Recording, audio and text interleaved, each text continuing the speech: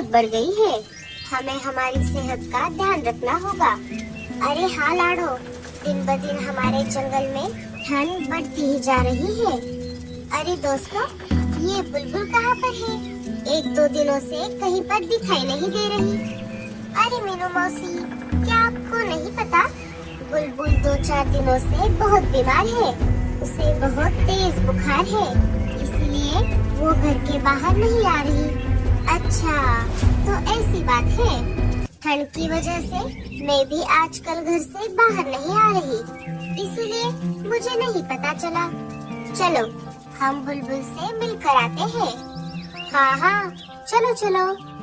वो सब वहाँ से जाने ही वाली थी, तभी सूचना पंछी वहाँ पर सूचना देने के लिए आ जाते हैं।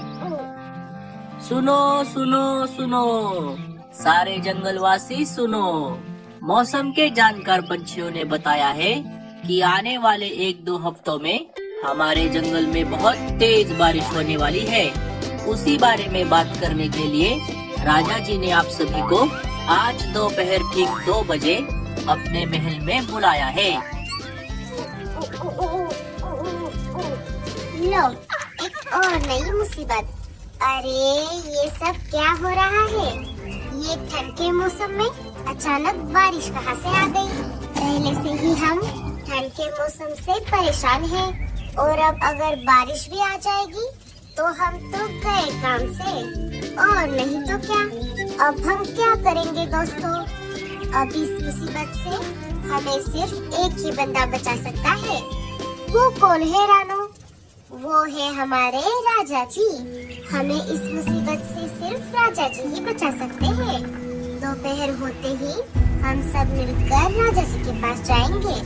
दोस्तों, दोपहर होने में अभी समय है, तब तक हम जाकर बुलबुल से मिलकर आते हैं। हाँ हाँ, चलो चलो।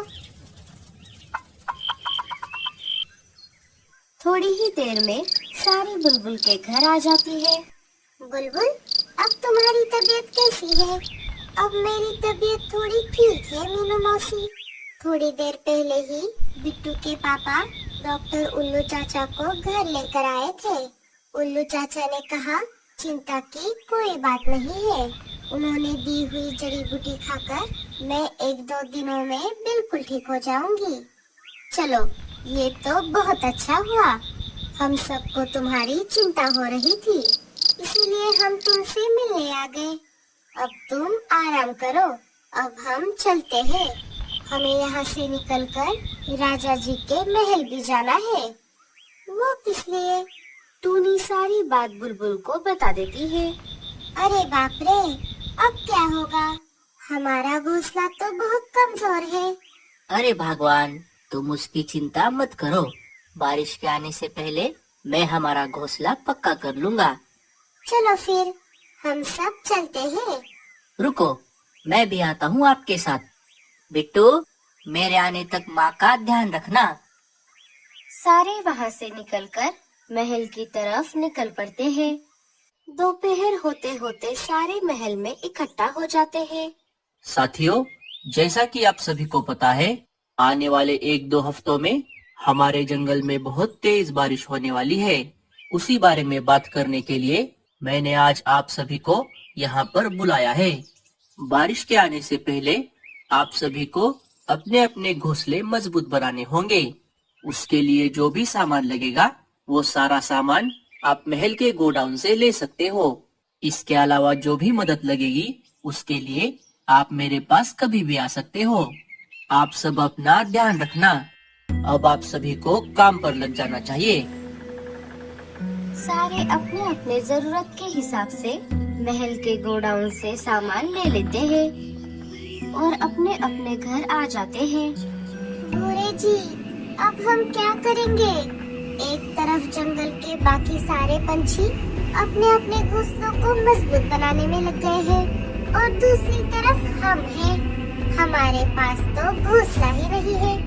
ठंड की वजह से पहले से ही हम इतना परेशान हैं, और अब अगर बारिश भी आ जाएगी तो हम कैसे उसका सामना करेंगे?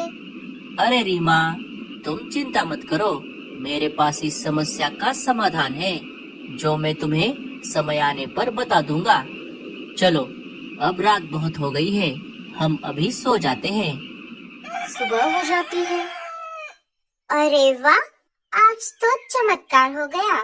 आप तो मुझसे पहले नींद से जाग गए। मुझे एक बहुत जरूरी काम करना है, इसलिए आज मैं सुबह जल्दी उठा हूँ। चलो, अब मैं चलता हूँ, मुझे आने में देर हो जाएगी। तुम तुम्हारा ध्यान रखना। भूरा वहाँ से निकलकर सबसे पहले कालू के घोंसले के पास आ जाता है। कालू बड़े बड़े पत्तों की मदद से अपने घोंसले की छत को ठीक कर रहा था। कालू के घर के पास से निकलकर भूरा मीनू मौसी के घर के पास आ जाता है। मीनू मौसी गोबर की मदद से अपने घर की दीवारों को ठीक कर रही थी। वो सब देखकर भूरा वहाँ से भी निकल पड़ता है और रानो के घर के पास आ जाता है।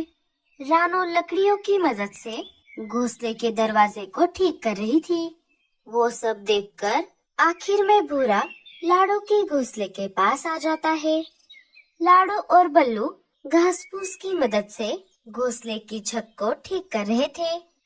हाँ, ये घोंसला सही रहेगा। रात हो जाती है। भूरा अपने घर लौट आता है। अरे, कहाँ गए थे इतनी देर? मैंने तुमसे कहा था ना, मुझे एक जरूरी काम करना है। ऐसा कौन सा काम था जिसे करने में आपको पूरा दिन लग गया? मैंने कहा ना तुमसे, वो मैं तुम्हें समय आने पर बताऊंगा। चलो, अब सो जाते हैं। सुबह हो जाती है। सुबह होते ही रेडियो पर एक खबर आ जाती है। नमस्कार, चंदन बड़ी न्यूज में आपका स्वागत है। अभी अभी हाथ आए ताज़ा खबरों के अनुसार जो बारिश 2 हफ्तों के बाद आने वाली थी, वो आने वाले 1-2 दिनों में ही आने वाली है। इसीलिए सारे पंछी अपना ध्यान रखें। इसी खबर के साथ हम आपसे विदा लेते हैं। सुनते रहिए जंगल बड़ी न्यूज। अरे बाप रे, अब क्या होगा? मेरा घर तो गोबर का है और कल ही मैंने छत पर नया गोबर लगाया है। 1-2 दिनों में ये कैसे सूखेगा? सारे पंछी चिंतित हो गए। अरे बाप रे, भूरे जी, अब तो हम गए काम से, अब हमारी खैर नहीं। अरे रीमा, क्या तुम भूल गई? जब ये भूरा है तुम्हारे साथ तो टेंशन की क्या बात। अब मेरी बात ध्यान से सुनो। भूरा अपना सारा प्लान रीमा को बता देता है। अरे वाह भूरे जी, ये तो बहुत बढ़िया प्लान है। हम बिल्कुल ऐसा ही करेंगे। 1-2 दिन बीत जाते हैं। फिर एक दिन रात के समय आसमान में घने काले बादल छा जाते हैं और देखते ही देखते मूसलाधार बारिश शुरू हो जाती है। बिजली की कड़कड़ाहट से पंछी डरने लगते हैं। चलो रीमा, हम दोनों काम पर लग जाते हैं।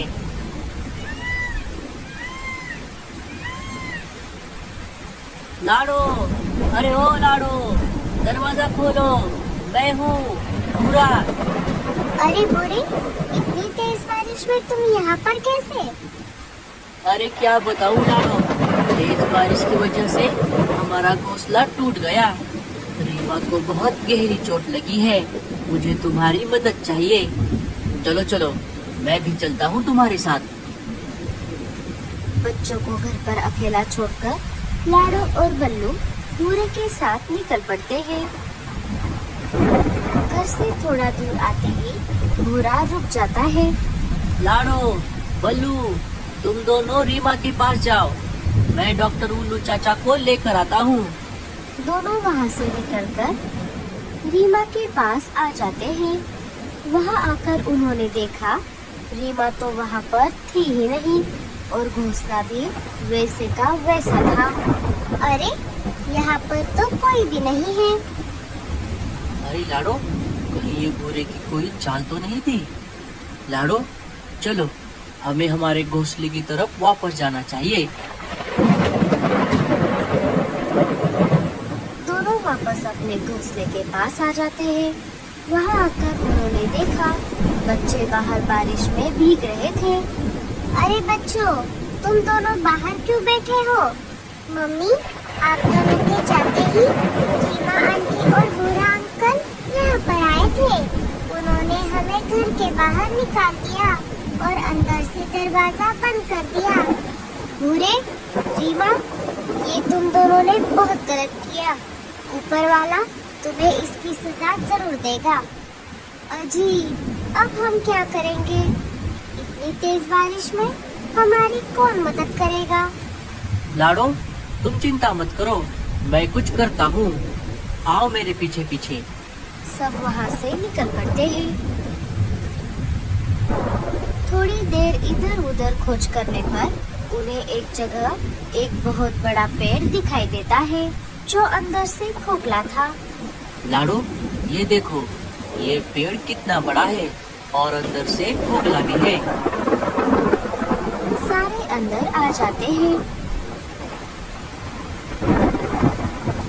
मम्मी, यहाँ पर तो बहुत अंधेरा है। मुझे बहुत डर लग रहा है मम्मी। डरो मत बच्चों, हम दोनों हैं ना तुम्हारे साथ। बल्लू आसपास की सूखी लकड़ियाँ इकट्ठा करता है और पत्थर की मदद से आग जलाता है। लाडो, अब बारिश के रुकने तक हम यही रहेंगे। बारिश अपने जोरों पर थी। देखते ही देखते जंगल में बाढ़ आ गई और तेज हवाओं की वजह से सबसे पहले लाडो का घोंसला नीचे गिर गया। एक एक करके सारे पंछियों के घोंसले पानी में गिरने लगे। बल्लू जी, बारिश तो बहुत तेज है। हमारे जंगल में बाढ़ आ गई होगी। हमें जाकर देखना चाहिए। नहीं लाडो, इतनी तेज बारिश में बाहर जाना खतरे से खाली नहीं है। बारिश को थोड़ा कम होने दो। रात भर तेज बारिश चलती रही। सुबह हो गई, बारिश थोड़ी कम हो गई। बल्लू और लाडो जंगल में आ गए। वहाँ आकर उन्होंने देखा सारे पंछी एक पेड़ की टहनी पर जमा हो गए थे। अरे लाडो, तुम कहाँ चली गई थी? लाडो सारी बात सबको बता देती है। भूरे, रीमा, ये तुम दोनों ने अच्छा नहीं किया। साथियों, आप सब हमारे साथ चलो। हमने सबके रहने की व्यवस्था कर ली है। सारे उनके साथ निकल पड़े, सिवाय भूरा और रीमा को छोड़कर। अरे भूरे, तुम हमारे साथ क्यों नहीं आ रहे? लाडो, हमें माफ कर दो। हमने तुम्हारे साथ बहुत गलत किया, फिर भी तुम हमें साथ चलने के लिए बोल रही हो। अरे भूरे, तुम्हें तुम्हारे गलती की सजा मिल गई है। अब चलो हमारे साथ। सारे पेड़ के घर में आ गए। अरे बाप रे, ये पेड़ तो कितना बड़ा है। साथियों, जब तक बारिश रुक नहीं जाती हम सब यही रहेंगे। तो दोस्तों, please like, share and subscribe my channel. Thanks to watch my videos. Bye bye.